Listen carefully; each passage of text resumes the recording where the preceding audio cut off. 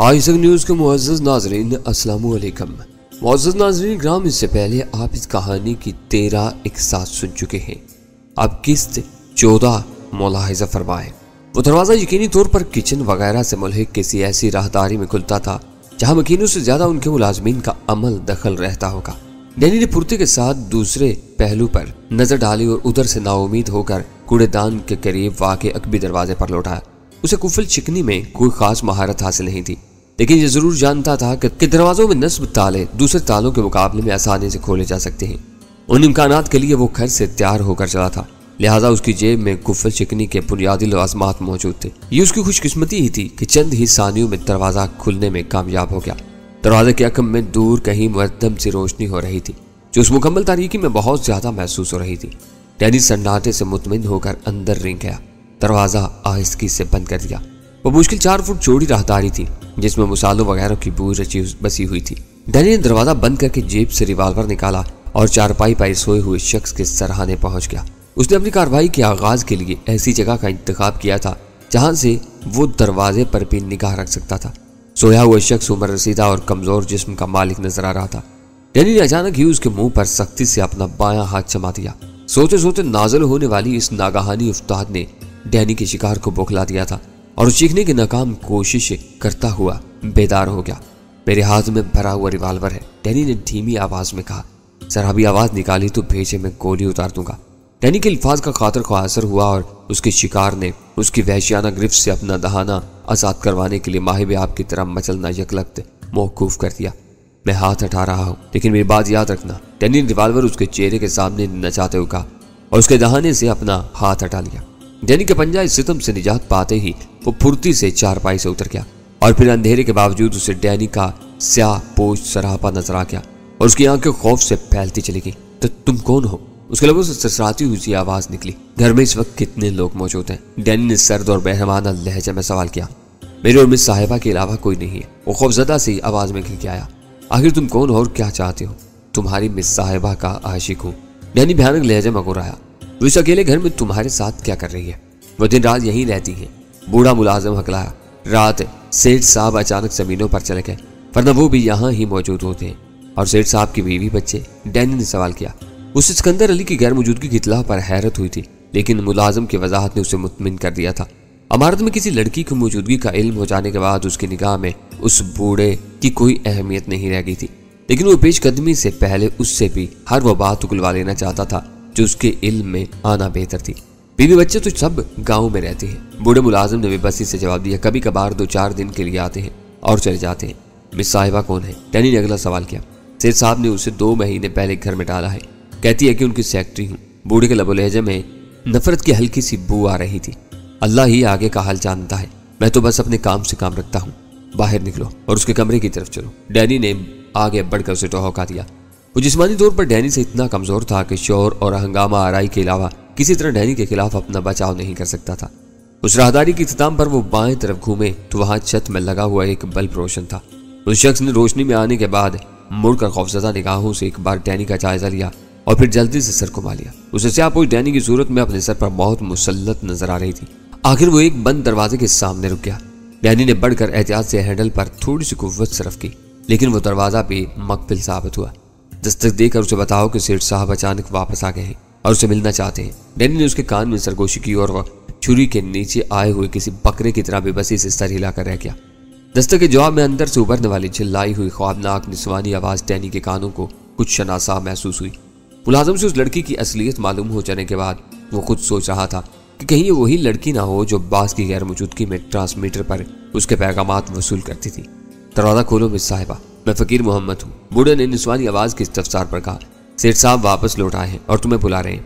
बूढ़े के अल्फाज कारगर साबित हुए और कुफल में चाबी घूमने की आवाज के बाद ख्वाबगाह का दरवाजा खुल गया। रोशन राहदारी में रिवाल्वर से मुसल्ला एक स्याहपोश को देखते ही दरवाजे में नमूदार होने वाली खूबसूरत औरत की आंखें दहश से फैल गई और चीखने के लिए उसके लब हिले ही थे कि डैनी रिवाल्वर की भयानक नाल को जुम्बश देकर हो रहा। खामोश, जरा भी आवाज निकाली तो यहीं ढेर कर दूंगा। औरत ने अपने होंठ यूं सख्ती से खींच लिए जैसे उसे अपने असाब पर काबू न रहा हो और वह अपने किसी गैर इरादी रद्दअमल से खौफसदा हो। डैनी ने शब ख्वाबी के लिबादे में मलबूस उसकी सरापा को दुस्तीदा निगाहों से देखा, फिर उसे अंदर धकेल कर बूढ़े समेत खुद भी उसकी ख्वाबगाह में दाखिल हो गया। अंदर पहुंचते ही उसने बूढ़े की कनपटी पर एक चचा तुला हाथ रसीद किया। अपने हल्क से हल्की सी सूरत में आवाज खारिज करता हुआ वो फर्श पर बिछे हुए कालीन पर ढेर हो गया। तो तुमने इसे क्यों मार डाला? औरत बड़ी बड़ी निगाहों से एक ढेर की सूरत में पड़े हुए बूढ़े के बदन को देखते हुए खौफजदा आवाज में हकलाई। अपनी और तुम्हारी मुलाकात का कोई चशमदीद गवाह नहीं छोड़ना चाहता। डैनी का लहजा बदस्तूर सख्त और खुरदरा रहा था। बहकोगी तो तुम्हारा भी यही हशर करते हुए मुझे जरा भी अफसोस नहीं होगा। इस वक्त तुम बिल्कुल मेरे रहमो करम पर हो। तुम चाहते क्या हो? उसके बदन पर तारी होने वाली कपकपी डैनी की निगाहों से पोशीदा न रह सकी। गुफ्तगू, नकदी और जेवरात की निशानदही, फिर ऐश। डैनी ने बेपरवाही से उसके चिकन आलूद बिस्तर पर बैठते हुए कहा। फिर उस ख्वाबगाह में निगाहें दौड़ाते हुए बोला, पहले ये तो बताओ कि तुम्हारे सेठ ने अपनी एक खूबसूरत मुलाजमा को ये पुरताइश कमरा क्यों दिया हुआ है? उसने अपने खुश्क होते हुए होठों पर जुबान फेरी, फिर कमजोर आवाज में बोली, मैं सेठ साहब की सेक्रेटरी हूँ। कोठी में तकरीबन सारे ही कमरे खाली पड़े रहते हैं, इसलिए मेरे पसंद का एक कमरा मुझे मिल गया। और तुम्हारा काम क्या है यहाँ? डैनी तंजीम से मुतल्लिक अपनी जुबान से कुछ कहे बगैर उस औरत की जुबान खुलवाना चाहता था, क्योंकि अब्बास को होशियार होने का मौका देने के बजाय अपनी आमद को चोरी की वारदात का रंग देना चाहता था। सेठ साहब की कारोबारी मसरूलियात बहुत वसी है, वो सहमी आवाज में बताने लगी।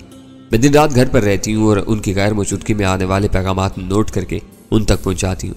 फिर एक लहजे के लिए रुक कर थूक निकलते हुए बोली, घर में चाहे तुम्हें कहीं भी रकम या जेवरात न मिल सके, क्योंकि आज तक मैंने पूरे घर में कहीं भी तिजोरी नहीं देखी जो घर में रखी जाने वाली ऐसी अशिया के लिए जरूरी होती है। डैनी उसे घुमा फिरा कर कई मिनट तक सवालात करता रहा, लेकिन उसकी जुबान से कोई कारामद बात न उगलवा सका। बराह रास्त पूछगिछ करता तो वो एतराफात के नतीजे में बहुत कुछ बताने पर मजबूर हो जाती, लेकिन उस तरह बाज चुकन न हो जाता। उसके एहतियात का यह आलम था कि गजाला के कॉलेज के फंक्शन में डैनी की फैक्ट्री का तहनीती इश्तिहार देखकर उन लोगों के बारे में छानबीन करने लग गया था जो उस फंक्शन में मधु या मौजूद थे। डैनी शायद उस औरत के सराबा को भी नजर भर कर देखता, लेकिन उसके जहन की किसी तह में यह बात जम गई थी कि ये सेक्रेटरी होने के बावजूद बास की मंसूर नजर भी थी। उसे यकीन हो गया था कि ट्रांसमीटर पर सुने जाने वाली आवाज वही थी। घर में ऐसी कोई चीज नहीं थी जो चोरी करने वाले बंदे के हाथ आ सकती। फिर वो दोनों को उसी कमरे में मकबिल करके एक एक कमरे में मारा मारा फिरता रहा, लेकिन कहीं से कारामद चीज न मिल सकी। खिड़की के शीशों के पार से रोशनी देखे जाने या किसी के मुतवज्जा हो जाने के अंदेशे के बायस वो हर जगह पेंसिल टार्च से काम लेता रहा। उस दौरान उसे जो भी छोटी मोटी कीमती शय नजर आई उसे वो अपनी जेबों में मुंतकिल करना नहीं भूला था। निचली मंजिल के एक कमरे के मकबिल दरवाजे पर अपने औजारों के इस्तेमाल के बाद वो अंदर दाखिल हुआ तो उस पुरतेश ख्वाबगाह को देखकर हैरान रह गया। यहाँ VCR, रंगीन टेलीविजन और एयर कंडीशन के अलावा बाथरूम से मुल्हिक बॉक्स रूम में कई जदीद वर्जिशी आलात भी मौजूद थे, जिनका मतलब था कि उस कमरे को इस्तेमाल करने वाले अपने असूलों का बहुत पाबंद और नफी तुली जिंदगी गुजारने का कायल था। दीगर ख्वाबगाहों और कमरों के मुकाबले में उस ख्वाबगाह के लवाजमात से साफ जाहिर था कि वो सिकंदर अली के ज़ेरे इस्तेमाल रहती थी। उस कमरे की तलाशी के दौरान में डैनी हर चीज को वापस उस जगह रखने के बारे में बहुत मोहतात रहा।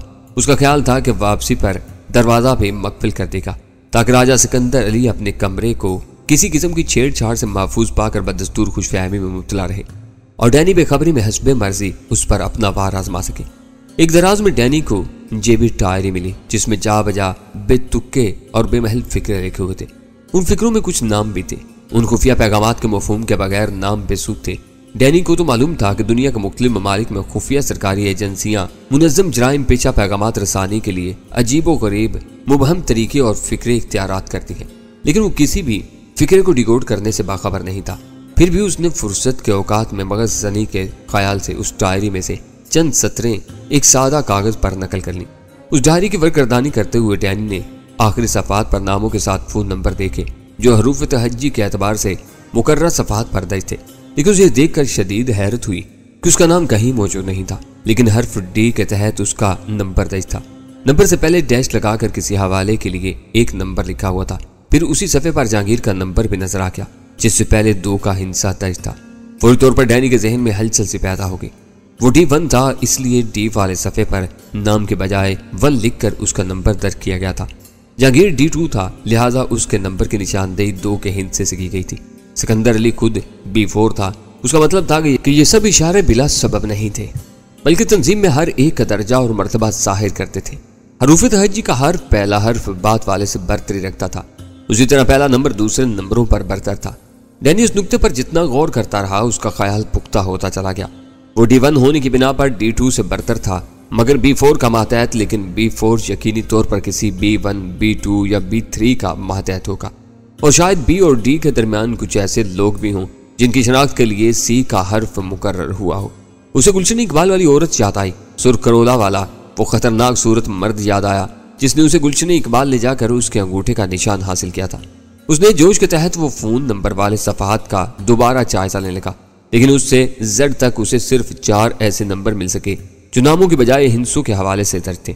उन 4 के अलावा 2 नंबर उसके और जहांगीर के फोन के थे। उसके लिए एक और नुक्ता भी काबिल गौर था कि डायरी में नादर और तारिक के फोन नंबर नहीं थे, जिसका मतलब यह था कि बगैर कोड वाले अफराद गिरोह के आम अरकान तस्वुर किए जाते थे जिनका बस अपने ऊपर वाले से वास्ता होता था, लेकिन तंजीम में उनका कोई बाकायदा मकाम नहीं था। डैनी ने वो 4 नंबर दर्ज कर लिए और डायरी वापस रख दी। उस वक्त पहली बार उसे एहसास हुआ कि वह तन्हा एक बड़ी तंजीम के खिलाफ उठ खड़ा हुआ था। तंजीम के एक फर्द के खिलाफ बगावत हर गिरोह में अमूमन उसी रंग में देखी जाती थी और सरकशी इख्तियार करने वालों के साथ बेरहमाना सलूक किया जाता था। फिर वो लोग इस कदर मुनज़्ज़म थे कि बाहमी राब्तों के लिए फरसूदा तरीकों के बजाय जदीद ज़राए इस्तेमाल कर रहे थे। तहफ़्फ़ुज़ और राजदारी के मामले में इस कदर हिसास थे कि डैनी को ज़रूरी कागजात रखने के लिए एक ऐसा ब्रीफ केस फराहम किया गया था जिसे सिर्फ वही अपने अंगूठे के निशान के सहारे खोल सकता था। कोई दूसरा जबरदस्ती उस ब्रीफ केस को खोलने की कोशिश करता तो खौफनाक बारूदी धमाके से कागजात के साथ खुद उसके बीच चीथड़े उड़ जाते और कागजात का राज फाज न होने पाता। यह ख्याल आते ही डैनी को खौफ महसूस होने लगा कि कहीं सिकंदर अली के ख्वाबगाह में भी खुफिया तौर पर कोई ऐसा तबाहकुन हिफाजती निज़ाम नस्ब न हो जिसा इल्मी में छेड़ते ही वो उसका निशाना बन जाए। फिलवक्त उसके लिए यही कामयाबी काफ़ी थी कि उसने सिकंदर अली के बारे में अपने शुबहात को यकीन में बदल लिया था और उसी के साथ तंजीम से वाबस्ता 4 अफराद के फ़ोन नंबर भी हासिल करने में कामयाब हो गया था। अगर डायरी में दर्ज नंबरों के बारे में डैनी के अंदाजे दुरुस्त थे तो B1, B2 और C1 के साथ ही उसे A2 का नंबर भी मालूम हो चुका था और A2 को सिर्फ एक शख्स यानी A1 को जवाबदेह होना चाहिए था जो तंजीम का असल सरबराह होता। उस तरह डैनी के लिए सिर्फ 2 ओहदेदार बाकी रह गए थे जिनके सामने आ जाने से पूरा गिरोह उसकी नजरों में आ सकता था। उनमें एक A1 था और दूसरा B3। सिकंदर अली की ख्वाबगाह से बाहर निकलकर दरवाजा मकफिल करने में उसे कई मिनट सरफ हो गए। फिर वो उन ही रास्तों से इमारत से निकलता चला गया जिनसे वहां तक पहुंचा था। कूड़ेदान के करीब खुलने वाली अकबी दरवाजा उसने मकफिल नहीं किया था क्योंकि दरवाजे के अलावा वो अंदर भी अपने दाखिले के 2 जीते जागते गवाह छोड़ाया था जो अपने साथ पेश आने वाले सारे वाकयात अपने मालिक के गोश गुजार कर देती। फूली हुई जेबों के साथ वो दरख्त की झुकी हुई शाखों के जरिए बाहर को कूदा तो उसकी रस्ट वाज सुबह के 3:15 बजा रही थी। उसने वहीं ठहर कर अपने चेहरे से नायलून का स्याह थैली नुमा निकाब उतारा और चेहरे से पसीना साफ करते हुए अपनी कार की तरफ चल दिया जो बदस्तूर अपनी जगह पर मौजूद थी। कार स्टार्ट करके वो रोशनियां चलाए बगैर वहां से रवाना हुआ और 2 मोड़ घूमने के बाद हेडलैम्प से ऑन कर दिए। डैनी की सरगर्मियां तो हमेशा से मशकूक रही थी, लेकिन उसके घरेलू मुलाजमीन के लिए उसके सारे मामूलात ठीक ठाक ही थे क्योंकि घर में उसने अपनी जात को हर शुबे से बालातर रखा था।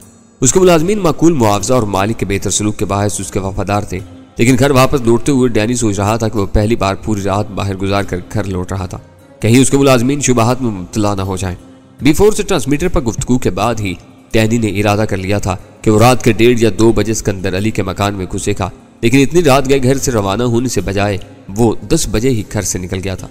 ये गनीमत था कि चलते हुए उसने बूढ़ी खादमा से किसी पार्टी में शिरकत का जिक्र कर दिया था, मगर उस वक्त डैनी की हालत पार्टी से वापसी की निशानदेही नहीं कर रही थी।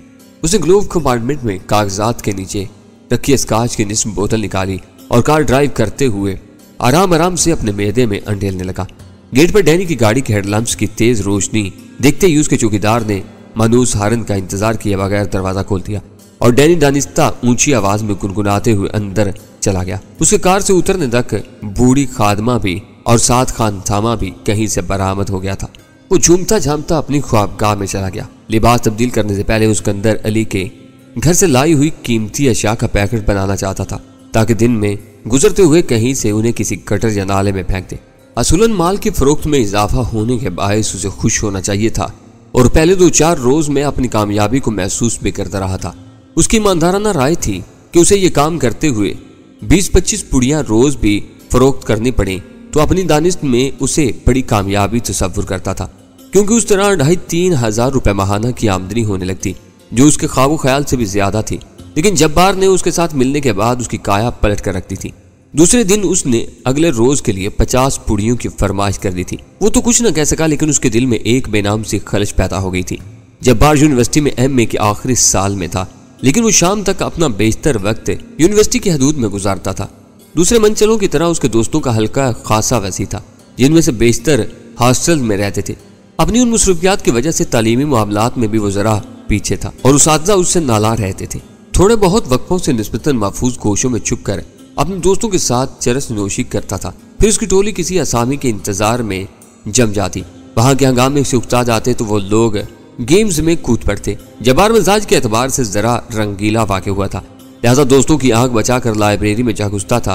वहां किसी गोशे में किसी लड़की को छेड़ता सताता या फिर रिटाई के साथ किसी को सीढ़ियों पर ही घेर लेता। मोहब्बत में उलझाने के लिए अमूमन वो नोटिस या असाइनमेंट से बात शुरू करता और नहायत महारत के साथ जिंदगी की बेसबातियों से बात शुरू करते हुए अपनी उदास और तन्हा जात का जिक्र छेड़कर कसीदा गोई पर उतर आता था। उसकी शनासा तमाम लड़कियां उसकी इस बेजरर आदात से वाकिफ थी और आपस में उसे कंबल के नाम से याद करती थी। जहां कहीं वो नजर आ जाता दूर ही से कतरा कर निकल जाने की कोशिश करती थी। अगर सामना हो जाता तो बाज बहाना करके जान छुड़ा लेती।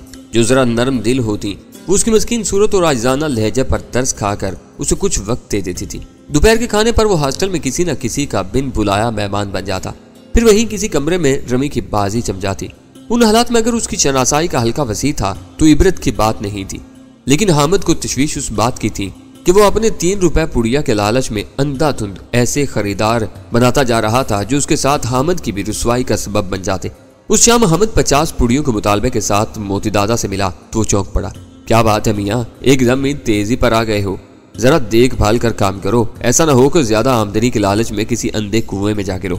वो हंस पड़ा। दादा ऐसी बात नहीं है, बस लड़कों को चरस मिलना बंद हो गया, इसलिए इधर जोर हो गया है। हामिद के जवाब ने मोती दादा को मुतमिन कर दिया, क्योंकि वो खुद शहर में यही रुझान देख रहा था। मगर अपने जवाब से हामिद खुद ज्यादा मुतमिन नहीं था। यूनिवर्सिटी में पहले दिन 5 पुड़ियों की फरोख्त से इब्तिदा करने के बाद वो बतदरीज 10-15 पुड़ियों के औसत पर आया था, जिसके मुकाबले में 50 की तादाद चौंका देने वाली थी। बस एक बात का ख्याल रखना, मोती दादा ने राजदाराना लहजे में उसे समझाया।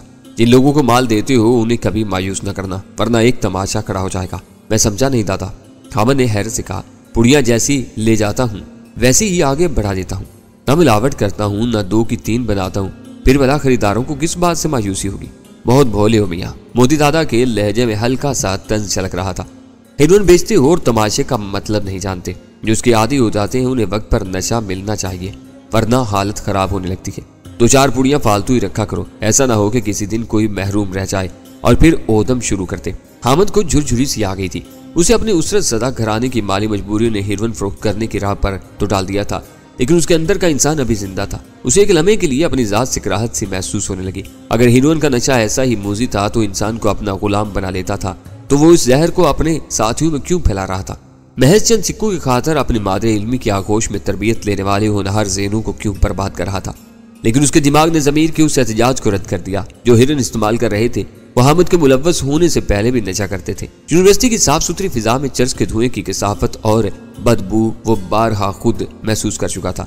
अगर वो मुलव्वस न होता तो चर्च के आदि अपने नशे की नायाबी से बौखलाकर खुद ही उन जराए से रुजू कर लेते जो हिरन समेत उन्हें हर नशा फराहम कर सकते थे। और फिर उसके अपने माहौल और मुआशरे ने उसे क्या दिया था जो उसकी फिक्र में जायज और नाजायज के चक्कर में पड़ता? उसने तो यूनिवर्सिटी में भी यही देखा था कि अपने लिबास और वज़ाकता से गरीब आदमी नजर आने वाले तलबा आए दिन असूदा हालों की तहकीर अमेज निगाहों का निशाना बनते रहते हैं। उन्हें कोई ग्रुप खुद में जम करने के लिए तैयार नहीं होता था। वो तन्हा तन्हा से यूनिवर्सिटी आते और किताबों से सरकपा कर अपने घर लौट जाते। सिर्फ उसके तायब होने से कुछ भी ना होता। सब काम अपनी जगह पर होते रहते। चरसी चरस के दम लगाते रहते और हिरन के आशिक उसे अपनी जान का रोग बनाते रहते। बस उसी कदर होता कि उसे अपने ख्वाबों की तकमील का जो मौका मिला था वो जाया हो जाता और फिर शायद वो भी अपने बाप की तरह अपनी 4 बहनों के लिए कुछ किए बगैर महज सोच सोच कर कबल अज वक्त बूढ़ा हो जाता। ये हीरोइन ही की मेहरबानी थी कि चंद ही रोज में उसके घर में नए कपड़े की भीनी भीनी सूंधी सूंधी महक फैलने लगी थी, जिससे वो सब बरसों से तरसे हुए थे।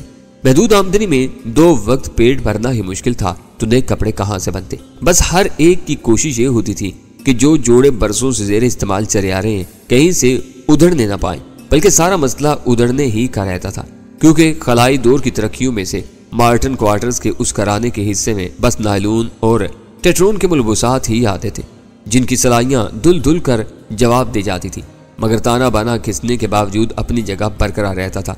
उसने अपनी ज़मीर की अहमकाना मुलामत को जहन से झटक कर मोती दादा को पिछले माल के पैसे अदा किए नया माल वसूल किया और घर लौटाया। अगली सुबह खुलाफे मामूल जब्बार स्टॉप पर ही उसका मुंतजिर था। वो पढ़ाई के मामलात में जितना पीछे था, यूनिवर्सिटी पहुंचने के मामले में उस कदर आगे था। बस ये मालूम होता था कि वो शब बसरी के लिए घर जाता हो। उसका वहां दिल ही नहीं लगता था। क्लासों के औकात से कतई नजर वो अपने इलाके से यूनिवर्सिटी के लिए चलने वाली पहली बस से वहां पहुंच जाता था। उसने बस से उतरते ही अहमद को चा लिया। वो दोनों टहलते हुए एडमिनिस्ट्रेशन ब्लॉक के अकबी हिस्से की तरफ बढ़ गए। फिर अहमद ने अपने रैक्सीन के बैग की जिप खोलकर गाउन और नोटिस की मोटी फाइल के दरमियान रखा हुआ पैकेट निकालकर उसे थमा दिया। अच्छा खुदा हाफिज। जब्बार पैकेट लेते ही बोला, 1 बजे ऑडिटोरियम के दरवाजे पर मिलूंगा। पैसे? हामिद ने बुखलाए हुए लहजे में कहा। 1 बजे साथ लेता आऊंगा। वो जाते जाते मुड़कर बोला। हामिद को हक्का पक्का छोड़कर आगे बढ़ता चला गया। हामिद को यूं महसूस हुआ जैसे किसी ने उसके जिस्म से सारा खून निचोड़ लिया हो। कई सेकंड तक उसका दिमाग माऊफ रहा, जिसमें बस साई साई की आवाज गूंजती रही।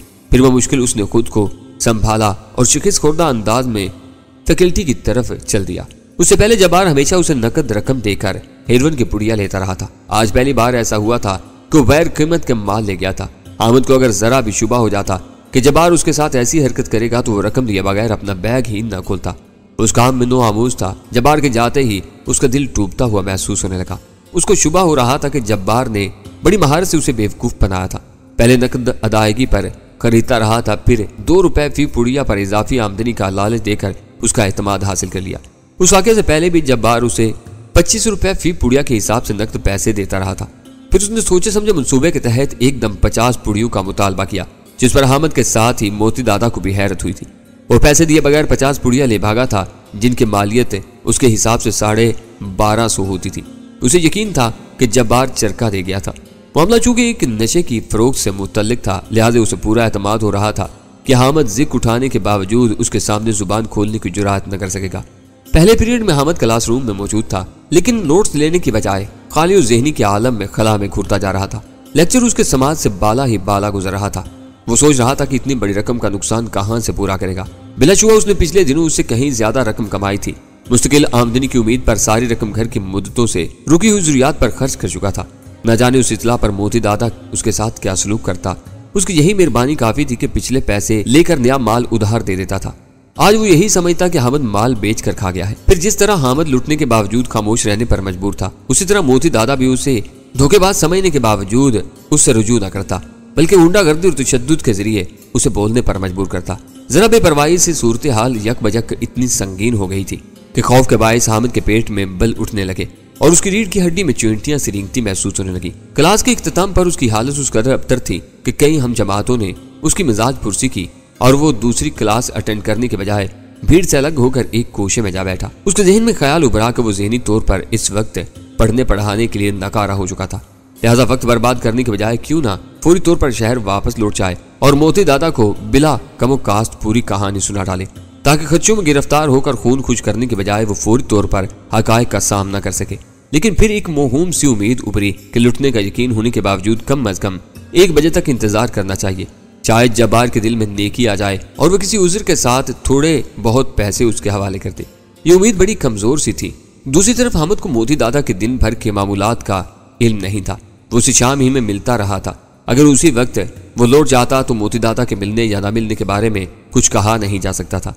वो बेकुली के आलम में खजा रसीदा जर्दलान के एक दूर उफ्तादा गोशे में जा लेटा, जहां तन्हाई में शनासाओं की मुदाखलत का इम्कान न होने के बराबर था। 1 बजे तक उसने एक एक लम्हा नाकाबिले बयान कर्म में और इस्तराब की हालत में गुजारा। उसे यूं महसूस हो रहा था कि जैसे किसी होलनाक जुर्म की पादाश में उसे सूली पर लटकाया जाने वाला हो। 1 बजने के चंद मिनट बाद वो ऑडिटोरियम पहुंचा तो खुशी की शिद्दत से उसके दिल की धड़कनें तेज हो गई, क्योंकि जब्बार उससे पहले वहां मौजूद था। उसे देखते ही अपनी जगह छोड़कर उसकी तरफ लपका। 1350 है इसमें, उसने खाकी रंग का लिफाफा हामिद की तरफ बढ़ाते हुए कहा, जो उसने कुछ कहे सुने बगैर अपने बैग में डाल दिया। हामिद मुकर्रा वक्त पर जब्बार को रकम समेत वापस मौजूद पाकर दिल ही दिल में अपनी खाम ख्याली पर नादिम हो रहा था। अच्छा ही हुआ था कि उसने 1 बजे तक इंतजार करने का फैसला कर डाला था, वरना वो खुद को नाकाबिले तसव्वुर दुश्वारियों में डाल चुका होता। कल लस्सी पुड़िया लाना, जब्बार ने उसके साथ बस स्टॉप की तरफ बढ़ते हुए कहा। उम्मीद है कि सब निकल जाएंगी, आज का माल तो चुटकी हो गया। ये माल तुम कहाँ खपाते जा रहे हो? हामिद ने हैरत के साथ सरगोशाना लहजे में सवाल किया। ये मेरा ट्रेड सीक्रेट है। वो मकाराना अंदाज में मुस्कुराया। तुम्हें बता दिया तो कल पत्ता भी साफ कर सकती हो। तुम लिख कर रख लो कि मैं 4-6 ही दिन में 100 से ऊपर चला जाऊंगा। चर्च का क्या हाल है यहाँ? हामिद ने महज अपनी मालूमात की गर्ज से सवाल किया। यहाँ क्या, शहर तक में मैदान साफ है। उसे बुरा सा मुंह बनाकर बेपरवायाना अंदाज में कहा, सुना है कि हीरोइन निस्बतन आसानी से मिलने लगी है। हम लोगों ने बड़े मौका से इस काम में हाथ डाला है। पढ़ने लिखने में अब कोई खास चार्म नहीं रहा। ग्रेजुएशन के बाद भी जूतियां चटकाने के बाद मुश्किल से 1800 की नौकरी मिलती है। इस काम में लेडी लक्स जरा भी साथ दे गई तो वारे के न्यारे हो जाएंगे। बस ये याद रखना कि मैं गरीब हूँ, माल या रकम में जरा भी गड़बड़ हुई तो बेमौत मारा जाऊंगा। हामिद ने मौका पाते ही अपने दिल की खलिश अल्फाज में बयान कर दी। फिक्र न करो यार, हम भी कंगले हैं। वो हामिद की कमर पर हाथ मारकर हंसा। तो दोनों का नफा नुकसान एक साथ है। कुछ दिन माल कमा कर छुट्टियों में पेशावर का चक्कर लगाएंगे। सुना है वहाँ आजाद इलाका करीब होने की वजह से मंशियात बहुत सस्ती है। हामिद सर हिला कर रह गया। वो तो ये सोच रहा था कि जब्बार इस मामले में इतना पुरजोश क्यों है। फिर चंद ही दिनों में उसकी सोच विचार थरी की थरी रह गई। जब्बार 102 पुड़ियां फरोख्त करने में कामयाब हो गया था, लेकिन उसी के साथ उसने हामिद को बता दिया था कि पूरी रकम की अदायगी उसी दिन होनी दुश्वार है। बाज गाहक उधार भी करते हैं, लिहाजा अदायगी में कम से कम एक दिन की राहत मिलनी जरूरी हो गई थी। हामिद फिक्रमंद हो गया था, लेकिन जब उसने जब्बार का जिक्र किया बगैर मोती दादा से सुलझन का जिक्र किया तो उसने चुटकी बजाने में मसला हल कर दिया। वो हामिद से एक दिन का उधार तो पहले ही करता था। उसकी रुदाद सुनकर 3 दिन पर राजी हो गया। तीसरे दिन हिसाब साफ हो जाना चाहिए। जितनी रकम नकद मिल जाए पहुंचा दिया करो, क्योंकि पास रखने में गिर भी सकती है, जेब कर सकती है। तुम्हारा काम बहुत अच्छा जा रहा है। शहर में और भी तो कॉलेज हैं और उनमें तुम्हारे यार दोस्त होंगे, वहां कोशिश क्यों नहीं करते? करूंगा दादा, वो पूरे एतमाद लहजे में बोला। पहले जरा यूनिवर्सिटी की मांग में ठहरा हो जाए, फिर किसी से बात करूंगा। जिससे भी बात करो पहले उसका आगा पीछा देख लेना। मोती दादा हस्बे मौका उसे मशवरा देने से नहीं चूकता था, क्योंकि उसकी जिम्मेदारी तुम पर होगी। फिक्र ना करो, इंतकाम से पहले तुमसे भी मिला दूंगा। नहीं पापा, वो दोनों हाथों से अपने कान छूते हुए बुखला कर बोला। कॉलेज के लूडों से मैं डरता हूँ, कहीं आखिरी उम्र में मिट्टी पलीद ना हो जाए। तुम्हें भी यूं मिला लिया कि सिफारिश पर आए थे। मुझे किसी से मिलने मिलाने की जरूरत नहीं। आदमी को देखना भालना तुम्हारी जिम्मेदारी होगी। रकम की अदायगी में मोहलत मिल जाने पर हामिद खुशी खुशी वापस लौट आया और अगले दिन जब्बार को माल देते हुए उस सहूलत से आगाह कर दिया। जब्बार उस काम के बारे में बहुत ज्यादा संजीदा था। हामिद को यूं महसूस होता था जैसे इन दिनों जब्बार सिर्फ हेरोइन की फरोख्त के लिए ही यूनिवर्सिटी आता हो। माल ले जाने के बाद वो कुछ रकम वापसी से पहले हामिद के हवाले कर देता और बाकी रकम अगली सुबह माल लेते हुए उसे अदा कर देता। लेन देन के मामले वो इतना खरा साबित हो रहा था कि बाज औकात हामिद दिल ही दिल में ये सोचकर शर्मिंदा हो जाता कि एक मौका पर उसने जब्बार जैसे आदमी की नेक नीयत पर शुबा किया था। यूनिवर्सिटी की हदूद में बाहिमी लेन देन को दूसरे तलबा की निगाहों से पोशीदा रखने के लिए जब्बार ने भी हामिद जैसा स्याह बैग इस्तेमाल करना शुरू कर दिया था। वो दोनों मिलते तो कहीं खूबसूरत तरीके से अपने बैग तब्दील कर लेते थे, फिर एक दूसरे को जुबानी इसमें मौजूद रकम या पुड़ियों की तादाद बता देते, जिसमें जरा भी फर्क नहीं होता था। जब्बार के मिलने से हामिद की आमदन में 2 रुपए तो सीधा सा इजाफा हो गया था। तादाद बढ़ने से होने वाली आमदनी उसके अलावा थी। उसका जवान चढ़ता हुआ खून था, लिहाजा उस खुशहाली को अपनी जात तक महदूद न रख सका। माँ बाप बहनों के रोते बसोरते और फिक्रमंद चेहरों पर खुशी की एक झलक देखने की उम्मीद में घर में मौका बेमौका फ्याजी का मुजाहिरा करने लगा। घर में नए 2 in 1 की गुंजीली आवाज में नगमे भी गुनगुनाने लगे और पड़ोसन से वक्त दरियाफ्त करने के बजाय घर में सिर्फ सेल से चलने वाला नया वाल कलाक आ गया। बल्कि हामिद ने अपनी बहनों को घड़ियां भी लेकर दे दी। माँ बाप अगर अंधे हों तो उन्हें अपनी जरूरतों और ख्वाहिशों के सिवा कुछ नजर नहीं आता। औलाद रिश्वत ले, चोर हो या जेबें काटती फिरे, वो उसकी दी हुई हर रकम को खून पसीने की कमाई तस्वुर कर लेते हैं। लेकिन हामिद का बाप ईमानदार था। आजकल क्या कर रहे हो बेटे? बाप ने बड़े प्यार के साथ और हौसला अफजा लबो लहजे में बात छेड़ी। माशाल्लाह, बढ़ चढ़ कर घर का बोझ उठाने लगे हो। हामिद ने चौंक कर बाप की तरफ देखा, मगर उसकी आंखों में अपने लगते जिगर के लिए अथाह प्यार के सिवा कुछ नहीं था। सवाल टेढ़ा था, मगर हामिद उसे मुस्कुराहट में उड़ा गया। कुछ नहीं, उसी एस्टेट एजेंसी में जा रहा हूँ बाबा। मालिक अच्छा आदमी है। दफ्तरी काम के अलावा थोड़ी सी मेहनत करता हूँ तो जायदादों के सौदे में थोड़ी बहुत दलाली भी मिल जाती है। जरा ख्याल रखना बेटे। बाप के लहजे में कर्ब उमड़ाया, जैसे अपने बेटे से बहुत कुछ कहना चाहता हो लेकिन कह न पा रहा हो। पैसे का लालच बहुत बुरा होता है। मैं तुम्हें जिंदगी भर कोई आसाइश फराहम नहीं कर सका। कहीं ऐसा ना हो कि अपनी महरूमियों का हिसाब चुकाने के लिए तुम कोयलों की दलाली में पड़ जाओ।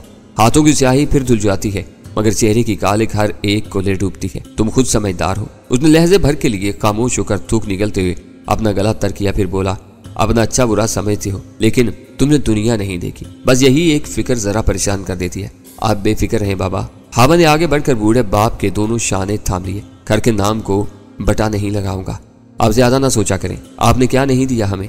यही क्या कम है कि आज मैं कहीं कड़ी मजदूरी करने के बजाय बेफिक्री से तालीम हासिल कर रहा हूँ।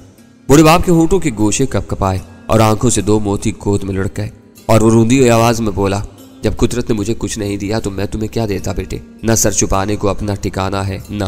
हाँ, अब सब हो जाएगा। हामिद की माँ शायद अपने शौहर की आवाज सुनते हुए सहन से कमरे में आई थी। तुमसे तो कुछ भी नहीं हुआ, अब अल्लाह रखे मेरे हामिद को। देखना थोड़े ही दिनों में। अपनी रवानी में बोलते बोलते अचानक ही उसकी निगाह अपने शौहर के चेहरे की झुर्रियों में लरसती हुई आंखों पर पड़ी और उससे पटा गई। अरे तुम रो रहे हो, क्या कह दिया इसने तुमको? वो लपक कर शौहर की दिलजोई के लिए आगे बढ़ी और हामिद दिल गिरफ्ता होकर कमरे से निकल गया। उस रोज उसने सदके दिल से फैसला किया कि अपनी आमदनी का एक एक पैसा एहतियात से जमा करेगा और 15-20 हजार जमा पूंजी बनाने के बाद हेरोइन फरोशी तर्क कर देगा। उसने झूठ बोलकर अपने बाप को तो मुतमिन कर दिया था, लेकिन खुद अच्छी तरह जानता था कि वो एक गलत काम में मुलव्विस है। बाप के छेड़ने से उसके अंदर की वो कमजोर आवाज जरा जोर पकड़ गई थी, जो अपनी मजबूरियों की खातिर हामिद ने खुद घोंट कर रख दी थी। कुछ दिन तक जब्बार के साथ मामला किसी गड़बड़ के बगैर खुशउस्लूबी से चलता रहा। फिर एक दिन वो अचानक गायब हो गया। हामिद उसकी नेक नीति का दिल से मुतारिफ हो चुका था।